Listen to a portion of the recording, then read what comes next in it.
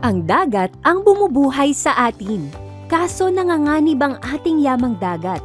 At pag hindi tayo lahat kumilos, mauubusan tayo ng huli. Mawawalan tayo ng hanap buhay.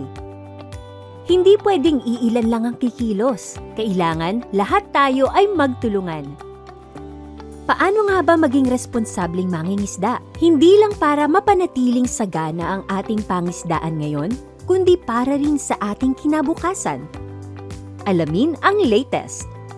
Makilahok sa mga meeting para una tayo sa balita at para mapakinggan tayo tuwing may talakayan ng mahahalagang issue. Alamin ang kalagayan ng ating pangisdaan at magbigay tayo ng mungkahi tungkol sa mga batas na kailangang sundan. Makibahagi sa mga talakayan nang tayo'y magkaroon ng mas saganang kabuhayan. Kaya tara! Alamin ang susunod na schedule ng mga meeting tungkol sa ating pangisdaan mula sa LGU o miyembro ng Farm C. At tayo'y sama-samang makibalita, makibahagi at makisama